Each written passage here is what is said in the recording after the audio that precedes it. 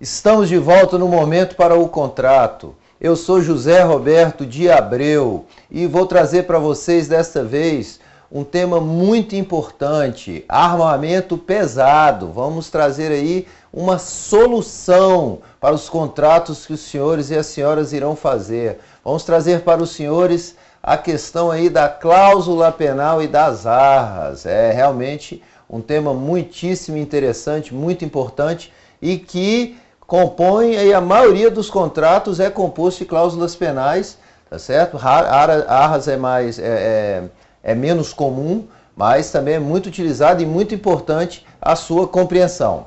Iniciando então, nós temos que a cláusula penal, também chamada pena convencional, é o pacto acessório pelo qual as partes de um contrato fixam de antemão o valor das perdas e danos que por acaso se verifiquem em consequência da inexecução culposa da obrigação. Pronto.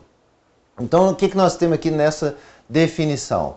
Nós temos que é uma pena convencional, ou seja, as duas partes topam, concordam em colocar essa pena. É um pacto acessório, então ele está submetido aí a uma obrigação principal. E o que ele faz? Ele fixa de antemão, eu já coloco o valor das perdas e danos, tá certo? Que se verificarem em consequência da inexecução culposa da obrigação.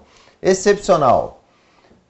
No Código Civil de 1916, estava equivocadamente situada no setor das modalidades de obrigações, posto classificada como obrigação acessória. Agora foi adequadamente deslocada para o estudo do inadimplemento das obrigações, pois a eficácia da cláusula penal é postergada para o momento posterior ao inadimplemento, servindo como medida de ressarcimento. Então isso aí é apenas um detalhe para os senhores entenderem melhor e verem que ele foi deslocado então de uma modalidade das obrigações, tá certo? Agora para o estudo no inadimplemento das obrigações, porque conforme nós vimos no slide anterior, a cláusula penal serve para prefixar aí as perdas e danos no caso de inadimplemento.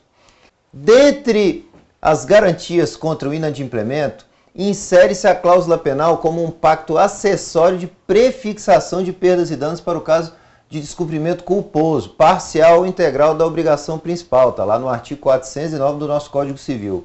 É um poderoso remédio de apoio ao pacta sunt servanda, pois estimula o inadimplemento e reforça o princípio da segurança jurídica. Então nós demos uma repetida ao que o Dr. Orlando Gomes tinha falado lá no começo, tá certo? Agora nós colocamos aqui o que o Dr. Cristiano e o Dr. Nelson colocam, mas o mais importante aqui é a mesma coisa, tá certo? A questão lá da assessoriabilidade, da prefixação das perdas e danos, mas o mais importante é que é um poderoso remédio de apoio ao pacta sunt servanda, ao que foi combinado, tá certo? Pois estimula o inadimplemento e reforça o princípio da segurança jurídica. Sempre lembrando aqui que o pacta sunt servanda, ele faz lei entre as partes, o contrato faz lei entre as partes. Excepcional. Dando continuidade, então, nós temos que o motivo para a existência da cláusula penal. Enio Santarelli Zuliani explica que o que legaliza a introdução de uma cláusula penal ou de reforço ao bom termo do contrato é a liberdade contratual ou livre-arbítrio das partes. As partes contratam projetando expectativas de execução satisfatória, mas, por experiência, o costume social que em formas seguidas, reiteradas e conhecidas frustrações, resolvem estipular uma penalidade ou multa em caso de inexecução ou quebra de compromisso.